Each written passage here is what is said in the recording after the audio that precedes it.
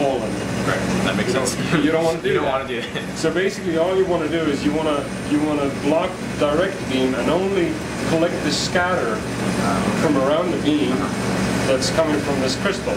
So you get this diffraction coming on this detector like this, but you're blocking the direct beam. And this pattern is virtually transparent to X-rays.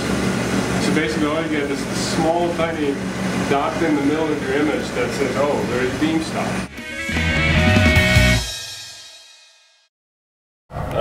So I've just actually commissioned the fluorescence microscope on the F1 beamline, so that folks who come with their crystals, they can better visualize the crystals. So if you have a difficult condition where the loop or the crystal that's mounted is not, clearly visible, the fluorescence actually helps, and you can really get the outline of the crystal. So you can get it centered, and you get diffraction patterns.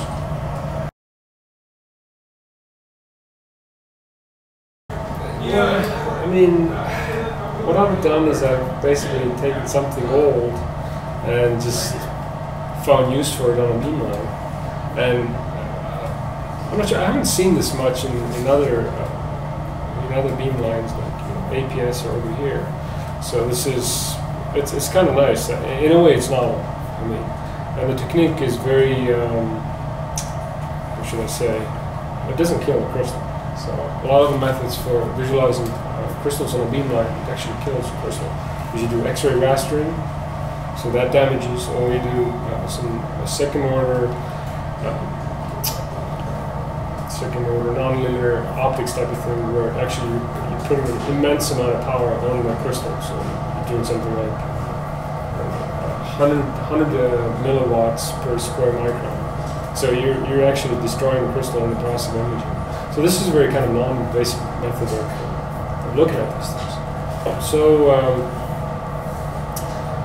as an X-ray crystallographer, which I don't get to do much here, unfortunately, it's a very valuable technique because it gives you information about 3D structures of molecules, big molecules or small.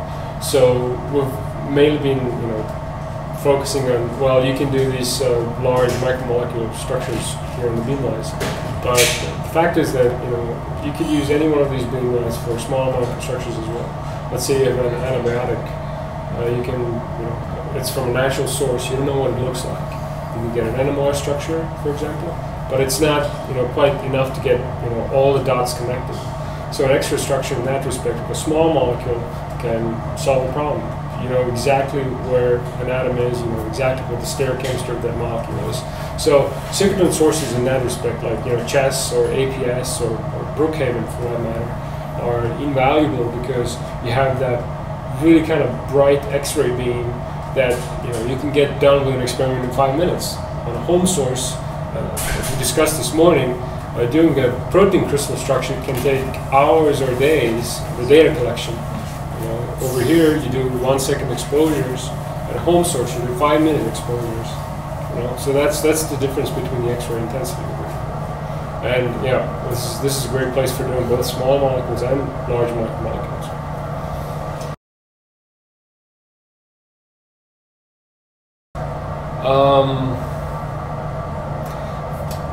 I would say that chess is very versatile. So if a user comes up with a very specific request, like I want to do this type of experiment, then I'd say that most of the time chess seems to be able to facilitate that. Like for example, when I was a postdoc, and I started doing crystallography during postdoc, and I went to an APS, and it was a dedicated beamline that I used. It was a dedicated macromolecular crystallography beamline. And really, I mean, that's all you could do there.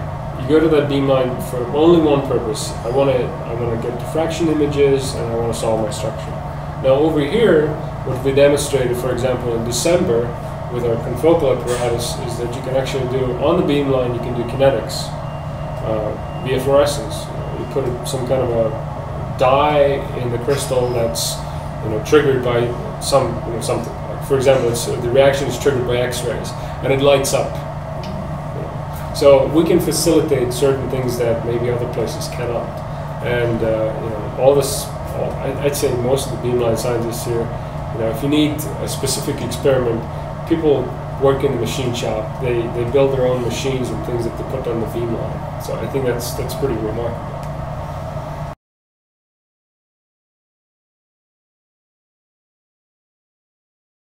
The process is identical. It doesn't matter where the diffraction is coming from.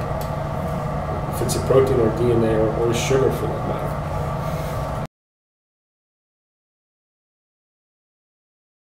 So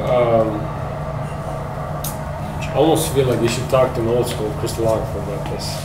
I'm the generation of useless, sort of non-contributing zero of crystallography, in that I know how to use the tools, but I don't necessarily know. If you give me a wall full of numbers, how do you get to a crystal structure from that? So I'm very good at using the tools. So there's a lot of software packages that are free for anybody to use, for anybody to download. So if you have an X-ray source in your basement, you're not limited to not having the software to do what you need to do. So there's the CCP4 community, it's computational something crystallography package, and it's free for anybody. It's really powerful. There's the Phoenix package that's available to anybody for free. Just download it, use it, and for example, the way I learned crystallography was I took some classes in grad school, and then I was fascinated by it, but I was in a different lab. I was doing mechanistic enzymology. So when I started postdoc, I wanted to do crystallography, and then when I joined the lab, my boss said, just download the entire CCP4 package. It comes with tutorials. He didn't explain much to me. I just asked him, can you give me some books? So books are great for theory, but for hands-on experience, you need some data to kind of play around with. Like, for example, CCP4 package, the Phoenix package. They come with, I don't think they come with raw images, but you basically get, sort of semi-processed data that you can start playing with, to get your structural solution. So, sky's the limit, really.